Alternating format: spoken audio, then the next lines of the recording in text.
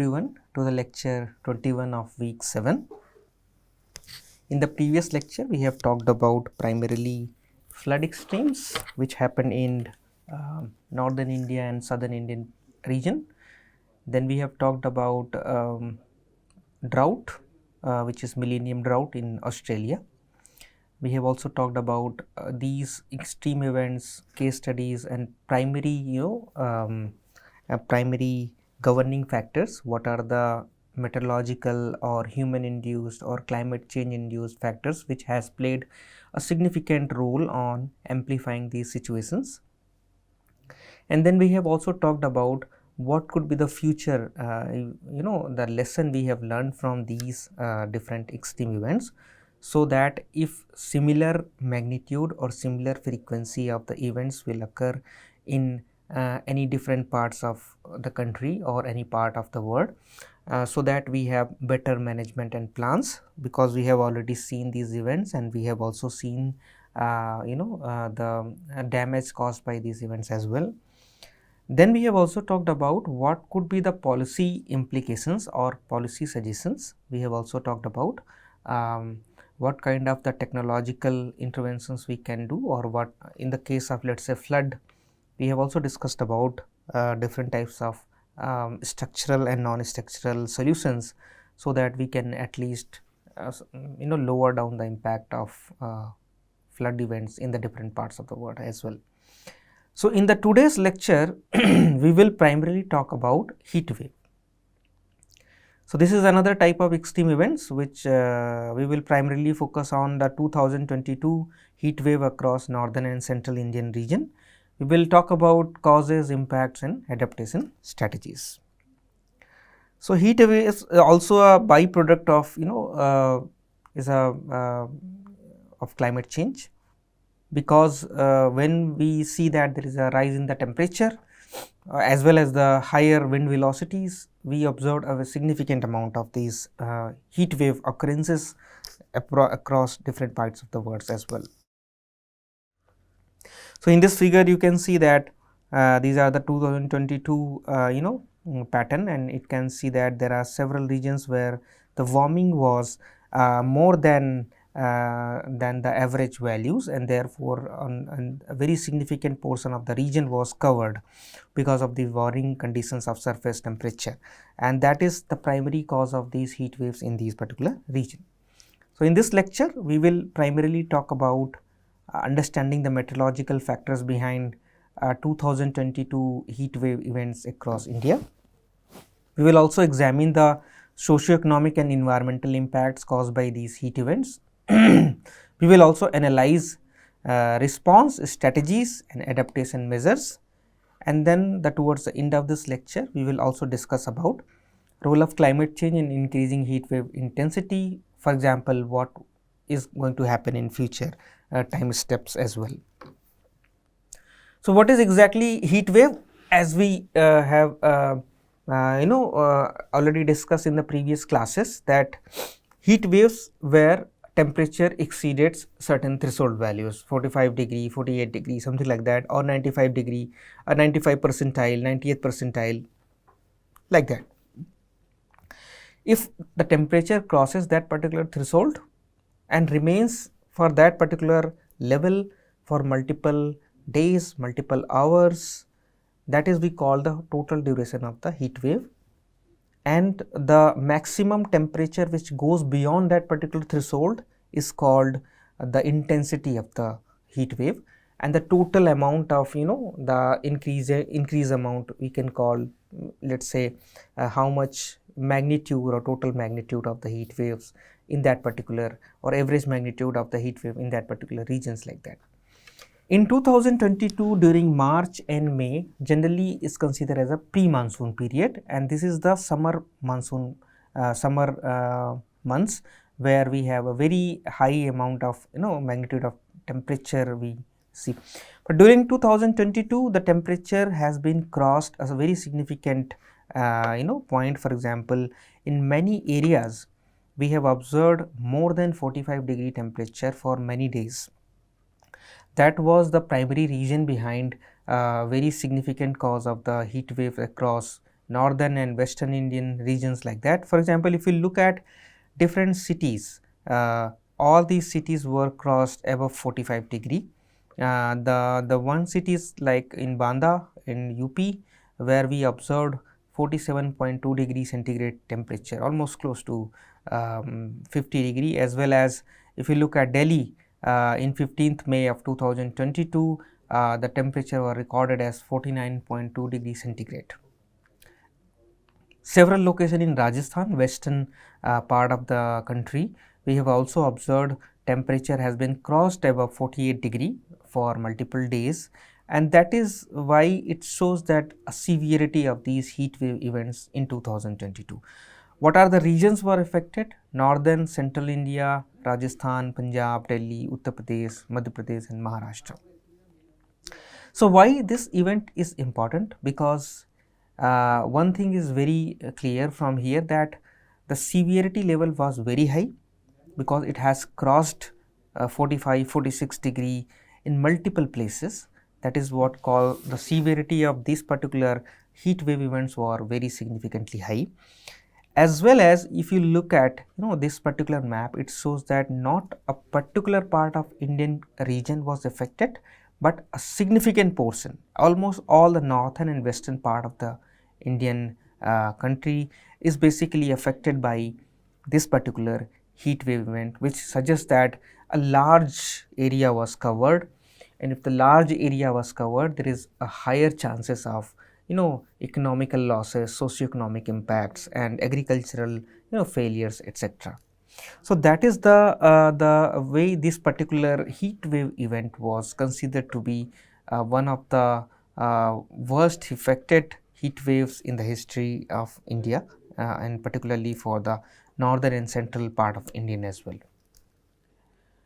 So, in the beginning of the lectures, we have already, in the previous lectures, we have already talked about what is exactly heat waves. So, we have discussed about heat waves are when a temperature thresholds crosses certain magnitude, 45-46 degrees, something like that, or if you can define based on certain percentile, let us say 70th percentile, 80th percentile, 90th percentile. Based on that, we consider that is the heat wave category, whether it is high magnitude heat wave or whether it is moderate heat wave, whether it is, let us say, extreme in magnitude heat wave or very extreme or severe heat wave classes like that. So, these are the the how we can define the heat waves. What is the reason behind it? Why heat waves occurs in a particular region? What is the meteorological region? Primarily the high pressure systems. When we have persistent presence of anticyclonic conditions in a certain region, that basically heats up the whole particular region, and therefore it prevent the heat dissipation, and all the amount of heat remains there for very prolonged period of time. That it creates the problem associated with heat waves, because it continues rises the temperature of air and lower down the cooling effect of that particular regions like that. So, when you have dome formation like that, when we have anticyclonic conditions here, there is a less availability of the cloud cover decreases, downward short wave radiation has been increases, humidity level also decreases, and that is the favorable conditions for hot and dry conditions in a particular region. The latent heat flux also increases, sensible heat flux also increases, and soil moisture decreases. So, whenever we have latent heat flux increases, evaporation, evapotranspiration, it's sort of cooling effect, because it basically tries to transfer the heat, and that basically converts the matter stage to liquid to gaseous form, something like that. But let us say if you do not have water or do not have fresh water availability or less amount of evaporation, evapotranspirations like that, then in that condition there is no cooling effect or very less cooling effect, and therefore the air which is close to the surface, sensible heat increases, or what is the amount which do not goes to the matter transformation. However, it remains there, and that basically increases the temperature of the air masses near the surface, and that basically increases the sensible heat of the surface like that. So, that is one of the primary reason in a certain region the heat wave occurs. It can occur during the day, or also because of the dome formation remains there for prolonged times, and therefore, it also affects the nighttime temperature. In sometimes in the summer, we have also observed that the nighttime temperature was relatively higher compared to the historical period or something like that. The another region is deficient pre-monsoon rainfall. When we have low rainfall, less amount of rainfall, that is going to affect your moisture level. When we do not have moisture or surface water, it is going to affect your cooling effects, evaporation, evapotranspiration processes, and that amplifies the heat wave conditions in that particular region. Then another important factors in heat wave generation is westerly winds. Transporting hot, dry and air from desert regions, that basically can create more dry conditions, hot conditions in a certain region. Primarily western part of India or northern western part of the India, central Indian part are affected because of these these meteorological conditions like that. So, these are the primary reasons behind heat waves occurrences in different parts of the country. When we talk about climate change influence, we see that there is a change in the temperature, annual mean temperature across Indian subcontinent since 1901 to 2024. It is continuously rising, especially after 1981 or something like that. It has crossed to a positive anomaly, and therefore, we observed many years or almost 10 warmest year all after 2000. So, that we have not observed in the recent past or in the pre 2000 levels like that. Why it is happening? It is primarily linked to climate change impact because of the rise of the global temperature caused by increasing amount of greenhouse gases in the atmosphere, and that is basically creating more global temperature, and that contribute to these kind of extreme events, anticyclonic events, dry and hot western winds, westerlies, or a reduced amount of precipitation and reduced amount of soil moisture conditions there, that amplifies the evaporation, evapotranspiration, cooling effect, and that basically transformed into the heat waves in that particular regions like that. IPCC also projected that this will be intensifying heat waves in southern India historically as well as the future climate conditions as well. So, for example, if you look at here, there are certain years were mentioned here which are warmest year 2017, 10, 9, 16 and 24, and based on that we have basically calculated what is the degree of the changes in the average temperature. So, 2024 July to October was recorded the highest ever minimum temperature. So, that is basically the maximum temperature were high fourth highest time. So, that basically tells about the gravity of the problem because of the climate change, changing the climatic conditions and rise of the temperature linked to the greenhouse gas emissions like that, and that is basically driving the heat wave anomalies or heat wave conditions in different parts of the Indian regions like that. In 2022 heat waves events, there are several socio-economic impacts. Some of them are listed here. The health effects because of the 2022 heat waves in India, we observed increased cases of heat strokes, dehydration and mortality, vulnerability to elderly, children and outdoor workers, which are some of the regions heat waves created a significant problem to the health in terms of health effects like that. Then there is another impacts of heat waves are agricultural losses, because in 2022 we have already seen in the map that a large portion of the country was affected because of the heat wave anomalies, and when we have this kind of the conditions, which means major failure of crops which are predominant in that particular regions like that. For example, wheat vegetable yields and multiple other crops which are primarily the primary source of income of different farmers in that particular region. That is what also affected by this particular 2022 heat wave effect. And because of the higher water demand for irrigation, crop sowing stays to the harvesting stays like that. We need a water demand, we want surface or groundwater sources or canal water recharge or some types of irrigation scheme, so that we can provide water to the crops, agricultural activities like that. That was lowest, that was very less because of the 2022 already heat waves or temperature rise events like that, and that is primarily affected the irrigation purpose, and that is the reason behind the significant agricultural losses in that particular region as well. Then power demand surges because of the heat. We have shifted towards artificial cooling system, multiple other appliances and all.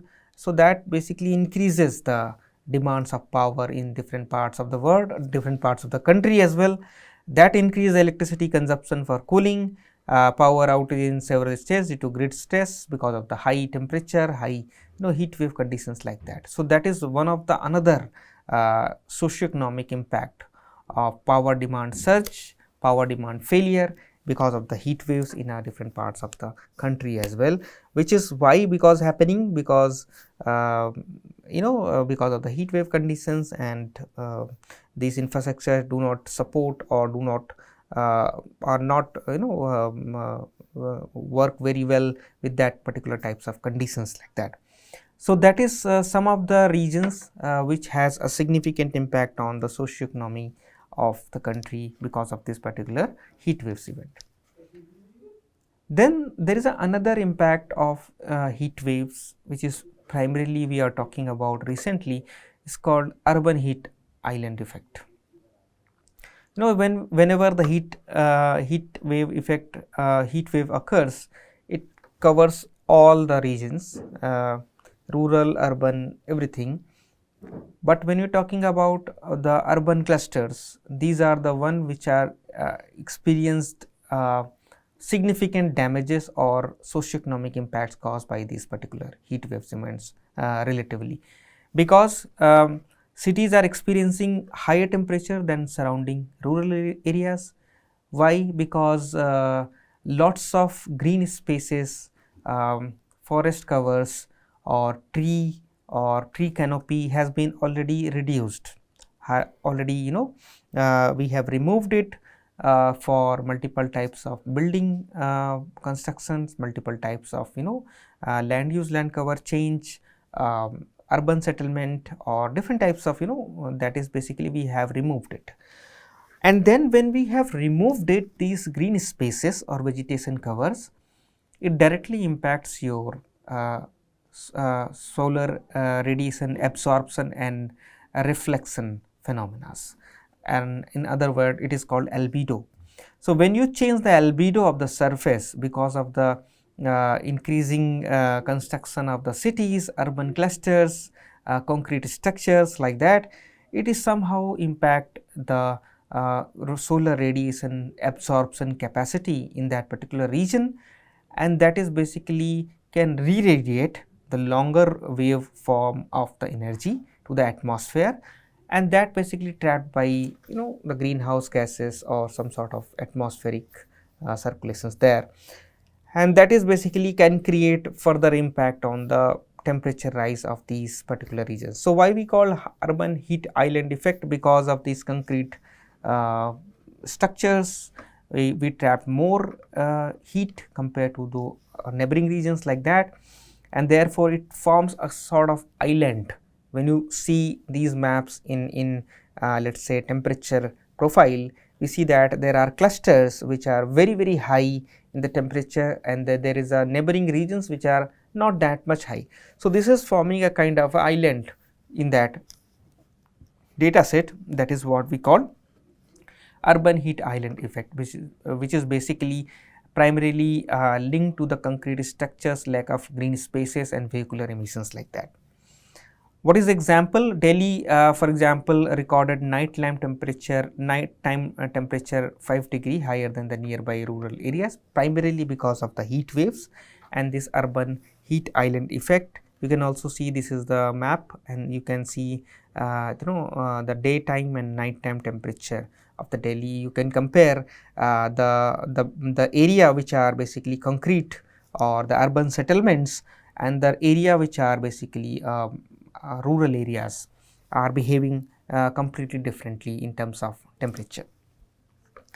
Then the another problem with the heat waves is drought conditions, because when we have heat wave, higher temperature, of course evaporation losses will increase, and we have less availability of water, surface water, groundwater like that, and that will basically restrict the uses of water in certain areas. So, that is called water scarcity and drought conditions, which is a link to heat waves conditions. So, that is basically affect the major reservoirs in central India, and because of this event 50% capacity was there, or less than 50% capacity was there, and there is a very higher amount of groundwater depletion over extraction due to increased demand. Because we have low availability of surface water, then demand has shifted to groundwater, we have exploited the groundwater, and therefore that is a sort of a kind of drought conditions we have created because of the these heat waves events. What is the drought risk? Rajasthan, Madhya Pradesh face severe drought conditions during that particular time. You can see that there are several areas which is water levels, which we see that full reservoir levels and 10 years average small period like that, and then we have compared it, and there are significant differences we observed, particularly in the central and western part of the region of India like that. Then the another impact of these heat waves are impact on air quality, because we have already higher temperature. It is basically the stagnant air, the anticyclonic conditions can worsen the air quality, because the air is not going anywhere, it is within that particular dome, and therefore if we use or increase the vehicular emission or vehicular the emission of different types of gases, it may further worsen the air quality in that particular city cluster, can create a significant damage to the air quality in there. Dust storms particularly can also create air quality issues if we have heat waves other in a particular region. Rajasthan, UP, due to dry conditions, public health concerns, high respiratory issues linked to this heat wave and poor quality issues like that. So, you can see that there is a 2022 and this is 2021 air quality maps, and you can see that the graph this is basically it's a very high sometimes it is crossing above 300 levels like that. So, this is one of the primary byproduct or primary influence of heat waves on the air quality, because of the anticyclonic conditions and trapping of the air in that particular dome, and that is basically creating the problems associated with the air qualities as well. So, what is the government and policy responses recommendations? Basically, we have to identify the heat wave threat, recognize the onset and extreme heat wave events. How do we do that? We can use the historical data set. We can use a historical data set and we can apply some sort of thresholding and all. Then we can find out how many days in the future, in the historical period was below that threshold or above that threshold, and if it is above that threshold considered to be heat wave events, on what category, severe or very high or moderate, something like that. Then we have to implement the heat action plan based on that categories, areas, and let us say urban development areas, urban heat island effect areas like that. We have to plan some sort of heat action plans for different cities or different areas like that.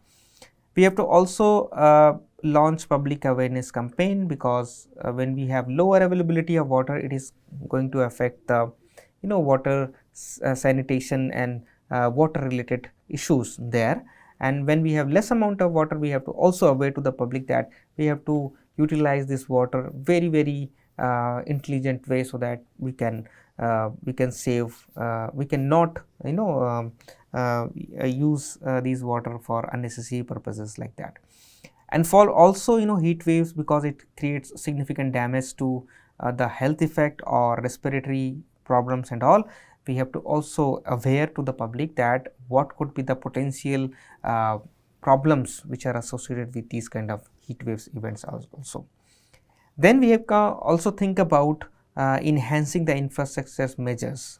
Whatever we are planning in the different urban settlements, cities, areas and like that, we have to think about cooling shelters, improving urban planning, so that we have minimum impact of urban heat island effect in these regions like that. So, this is the one example that we can think about more green spaces in urban settlements and more greeneries or like that, so that we can have a lesser impact relatively of these heat waves. What could be the another technology and innovation roles? It could be IMD forecasting heat wave severity as all, because when we have the better forecast values, we would be able to tell to the public that what is likely to happen in the future conditions as well. We can think about white painted rooftops or some sort of cool roofs initiatives or some sort of urban design modifications, so that it can reduce the impact of urban heat island effect in certain regions like that. Then we can also think about using the drought resistant crops, because when we have drought resistant crops, it can basically not significantly impact the agricultural yield, agricultural productivity, and can basically not slightly manage the socio-economic impacts, losses caused by these heat waves events like that. If we compare with other heat waves like 2021 Pacific Northwest heat wave or 2019 European heat waves, it is sort of similar way. We have observed that there is a significant damage which we have seen in the urban spaces because of the significant land use land cover conversion changes, albedo change like that. Then we have also observed these are the phenomena which are linked with climate change, temperature rise, which means that in the future steps and future conditions, these kind of the phenomena will become more common, and therefore we have to adopt certain policy and certain regulatory measures, so that we can reduce the impact of these heat waves in the future steps as well. Best practices for adaptation, we have to basically talk about urban cooling, urban development, for example Singapore and other cities which have been adopted.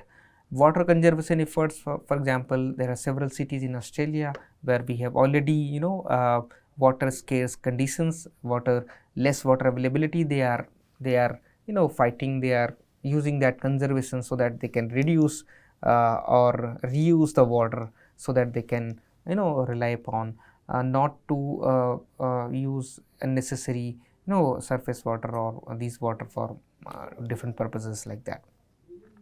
So, these are the some of the example we can think about in Indian cities, Indian conditions, so that we can improve the conditions of the heat waves, which is we have seen in the historical 10-15 years is very common, and that is we can think about taking some measures which have been already adopted by other international countries as well. What is the future projection and preparedness? Climate models are intensifying, suggesting that these frequent and intense heat waves in India, if you look at these maps, this is the daytime maps. If you look at different scenarios, all these scenarios are suggesting a significant rise heat wave events, more than 10, more than 5, more than 6 like that, and that is going to affect based on different emission scenarios as well. For example, if you talk about higher emission scenarios, a significant portion of your western and northern western area was covered, and there are several regions also covered like that. So, what could be the adaptation? Long term urban planning, and we can think about strengthening the electricity and water supply infrastructure in those regions, so that we can at least minimize the impact of socio-economic conditions there, or community engagement, the public awareness program, so that local response strategy involving different stakeholders. In stakeholders, public is one of the important stakeholders, so that we can they should know that about what could be the proactive measures they have to adopt when a certain heat wave conditions will occur in that particular regions like that. What is the lesson we have learned from this particular this extreme events? We have to need for proactive planning, early warning, dissemination of the vulnerability populations like that. So, this information we should have beforehand when we are talking about any kind of extreme events or particularly heat waves event, so that we can aware that these are the people who are going to be exposed if any kind of the heat waves events will occur in that particular regions like that. Then we can talk about infrastructure upgradation, because infrastructure upgradation is one of the way we can deal with these extreme events, climate resilient urban design, energy efficient cooling systems, so that we can save the electricity, we can save the urban spaces from urban heat island effect or nighttime temperature rise effect like that. Then we can think about strengthening the policy measures, so that we can apply certain policy measures in different parts of the cities, so that we can at least save major portion of the populations which are going to be exposed because of these heat waves or frequent heat waves events in these particular regions like that. What is the key takeaways summary from this particular lecture is 2022 heat wave was among the most intense in the Indian history and covered a significant portion of Indian region, and therefore we have to think about climate change impact and what is the role of climate change on heat wave frequency and severity. How we can do that? Primarily looking at the historical data set. This historical data set can be your observed data at point location, gridded data, or some sort of reanalysis product or model based data set. And then we can think about, let us say if we have the historical information, how we can project it for future conditions, forecast for future conditions, so that we have better management plans and what is going to happen in future conditions we should have beforehand, and then we can suggest multiple approaches to different types of different regions like that. Multi-sectoral approaches are needed for long term resilience, because it is not only for climate scientists, we need to adopt multiple other specialists or specializations here, so that we can think about managing these heat waves. For example, hydrologists, environmentalists or urban planner, or let us say policy makers or public involvement or health experts, all should be in same page, so that they can think about framing certain policies that could be effective on handling the heat waves impact on different parts of the country in recent time, and also is going to be happen in the future steps as well.